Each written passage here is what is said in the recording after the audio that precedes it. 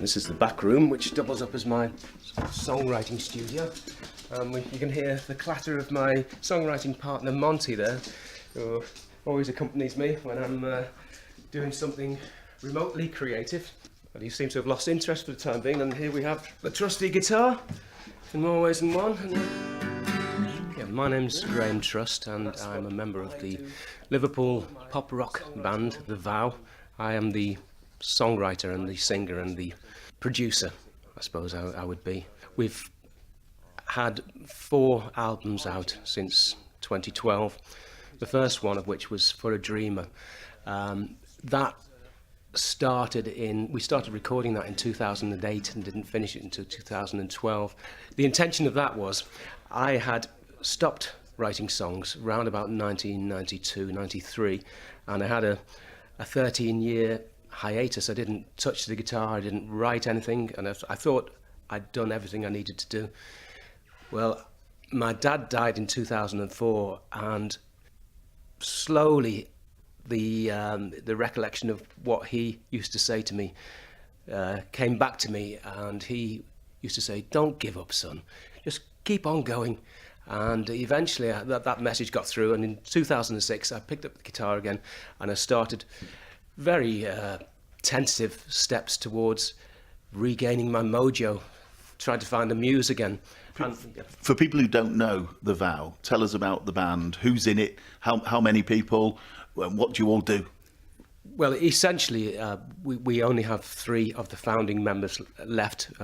Martin Gilbert, who plays lead guitar, Tony Potter, who plays drums, and myself, who's, jack of all trades but master of none. You described the music as pop rock. Go into a bit more detail. Tell me about what the origins of the music are, what your influences are. The main pop influences are the Beatles and David Bowie, but the underlying musical influence is my grounding in the church. My dad was a church organist and choir master, and so that ancient music is ingrained in me. All the melodies and beautiful harmonies that you hear behind you as a voice soprano, then the tenors and altos and basses, that gave me a really good grounding into music. I don't write music and I don't read music, but I've got a real feel for it, so it's part of my being, really. You've mentioned that your dad there was a church organist, so obviously you got a lot of exposure to music from an early age.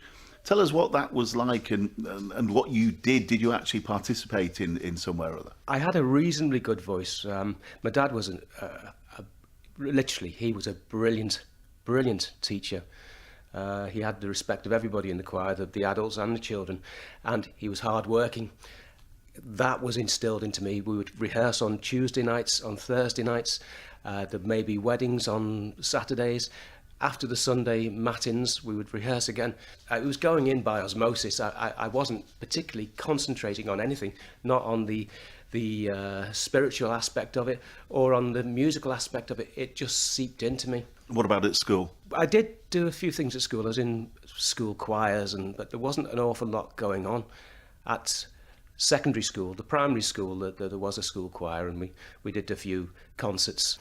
But I also absorbed a lot of the pop songs of the day. My sister Barbara was a brilliant sister to have. She spent all her pocket money on records, so Beatles, Led Zeppelin, David Bowie, Jethro Tull, so many really great influences from the 60s and early 70s. What's your earliest memory of pop songs, and courtesy of your sister Barbara? Well, my earliest memory of pop songs is the Beatles. We went to see the Beatles when they came to the town hall in Liverpool, in Dale Street, in 1965, I think it was. And I just remember we missed them. We were late. And so they'd already gone into the town hall. But I remember coming back on the train and we were all singing She Loves You, Yeah, Yeah, Yeah. What was the first single you bought? I believe it was a Slade record. So this would have been about 1973. And I think it was Take Me Back Home, which is still a great record when you hear it today, I think, anyway. So when did you formally get involved in being part of a band? What's your earliest memories of doing that? My earliest memories of that are Martin Gilbert, who's the lead guitarist, and I were at the same school together. We had a mutual friend called Peter Creswell, and Martin had been playing the guitar since he was 14. Anyway, it was the time of the punk, so this would be about 77, and the pair of them were collaborating. Pete Creswell was singing, very gruffly in the punk rock way, and Martin was playing this brilliant guitar, and I heard a cassette of this, and I thought, I want to be part of this. And my dad had this old Spanish classical guitar, so I started to teach myself on this Spanish guitar, and eventually I got an electric. But the songs were so simple, of course, punk rock, with the whole ethos as that was simplicity and access, and everybody can do it. So I was able to play the basic chords, E, A, D, C, which enabled me to be a part of Martin and Peter Creswell's little band. If you can master the basic chords, particularly E and A, you can put that same shape of your fingers anywhere on the fretboard. So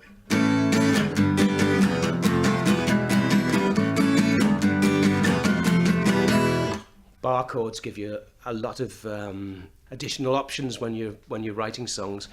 And Martin showed me all sorts of other chords, more complicated ones like C9, which is a lovely chord.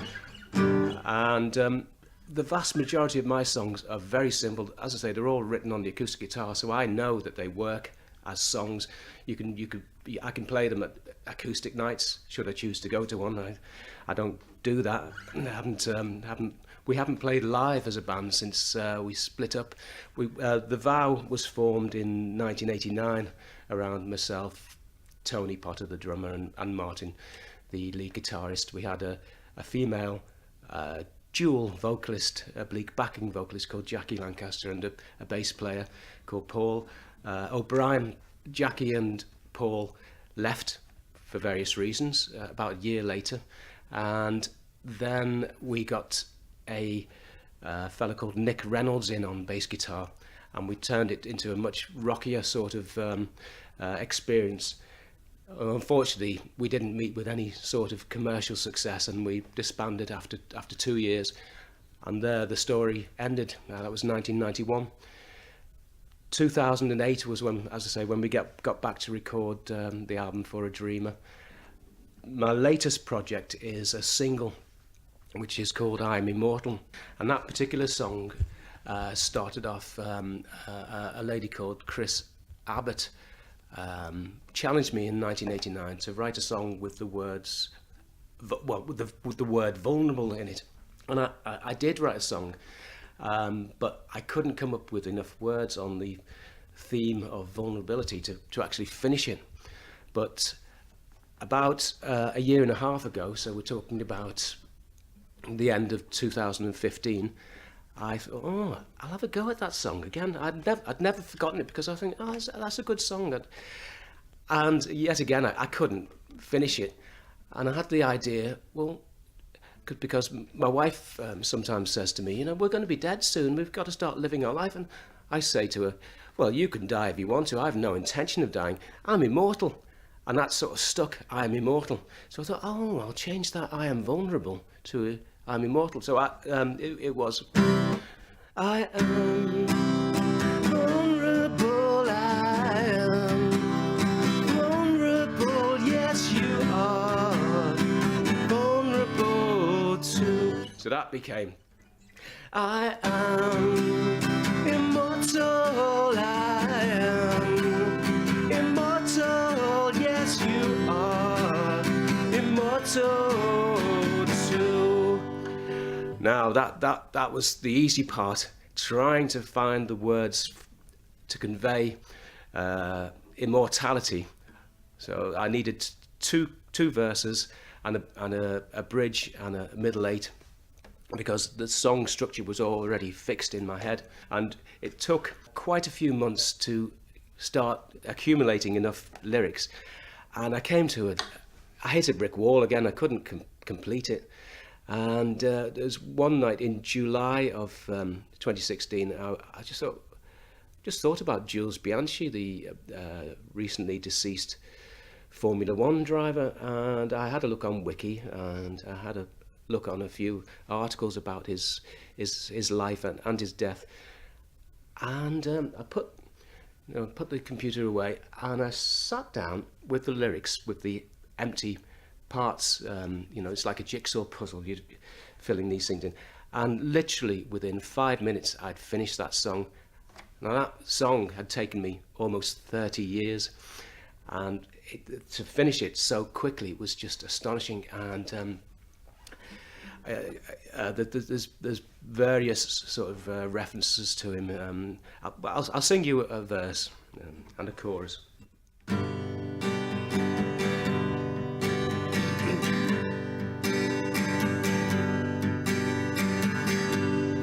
I was alive, I lived a short story which didn't survive 25. Oh, how time flies.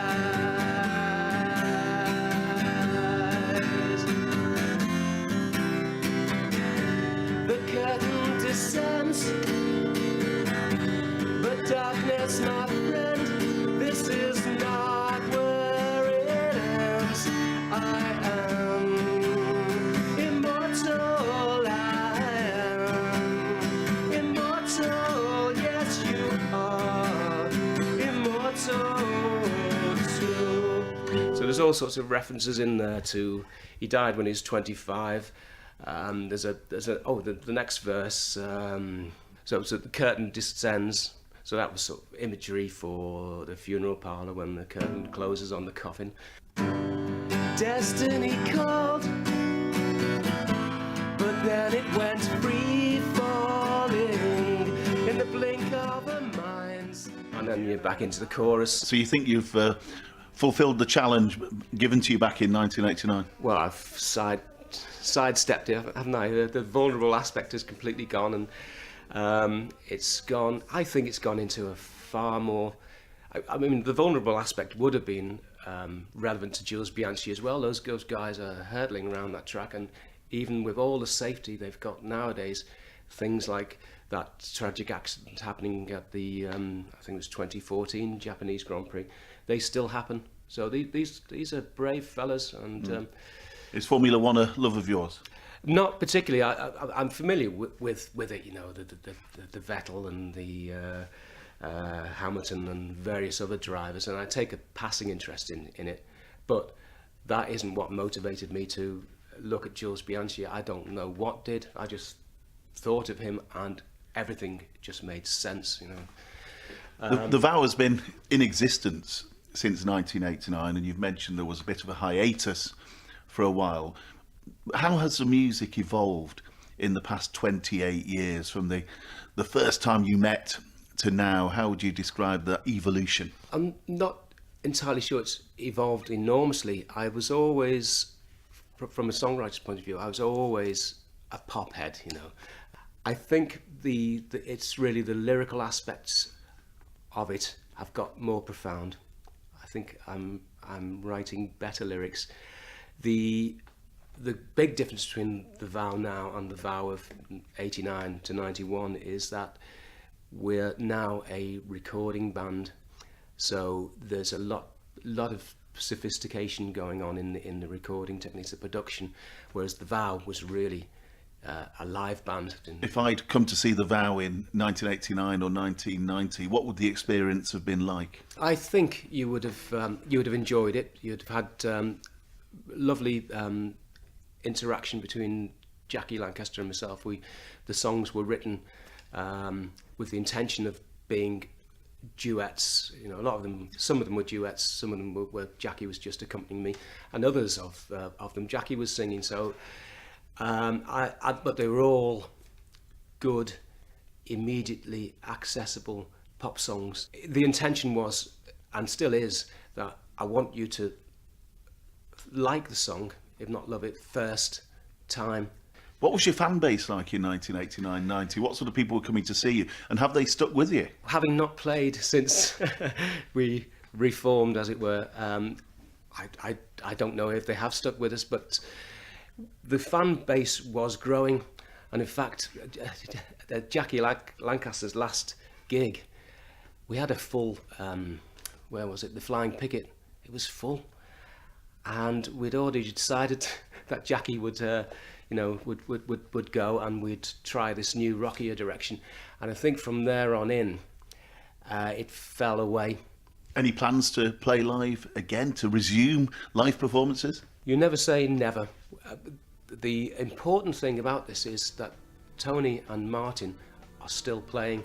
Martin is trying to get he is in a Doors tribute band, so he's still keeping his hand in it, as is Tony. And we do know other people who could fill in on instruments, the various instruments, if the need arose. Make you wonder why words that pacify still fail you. What I wouldn't give, what I wouldn't do for someone to talk to. There's one song, Someone to Talk To, which is on the Bluer Than You album, which has got 3,000 hits on Spotify. Now, I'm only responsible for 2,999 of those. My mum, I think, was the other one. But seriously, that song is obviously getting out there, and people are connecting with it. The process of songwriting is obviously integral to everything you do, and you've got your guitar in hand. Tell us what function the guitar plays in helping you to write songs. If I can play it and sing it on the acoustic guitar, I know it works as a song. My initial recording session is just me with the acoustic guitar and my voice. From that initial recording, I will take it home and I'll get a bass guitar out, I'll do some accompanying lines, I'll get the electric guitar out, accompany that, and I'll work on harmonies. Eventually, I will strip away, quite often I'll strip away the acoustic guitar, that's just the template, and we'll take that away. Martin will come in, Tony will come in, and I allow the song to breathe. They take it in different directions from which I take things in. And I decide, well, yeah, we'll go with that, or no, can you try something else? How would you like to see the band progress? I would like to, obviously I would like I'm Immortal to be a big success. I've sung it in French as well, and I've also written to Mr. Bianchi, Jules Bianchi's father, to ask him, is it okay if I donate all proceeds to the Jules Bianchi Association and the Jules Bianchi Society? Can we hear you singing in French? Quand je vivais aventuré côté, je n'avais que 25 ans, rien en face. But now, I love singing in French. I actually prefer singing it in French than I do English. But how easy was it to learn it in French? Because you're not a naturally French speaker, are you? Yeah, how did you know that? Yeah, no, I'm not. No, I did do okay in French at school. I got an O level, just about scraped through. But I contacted a Romanian polyglot tutor called Mercy Itu, and he did the initial translation, and thereafter I got a French lady who lives also in Liverpool called Pauline Brissou, and she refined the initial translation, and they both, Mercy and Pauline, have helped me enormously with the French pronunciation. So I don't really know, of course I wrote it in English, but I don't really know what I'm singing exactly in French, but I have confidence that other people will be able to hear me, and hopefully my diction, they've taught me so well that my diction will be make the words recognisable, and nobody will be laughing at me, and some people might even think I'm French.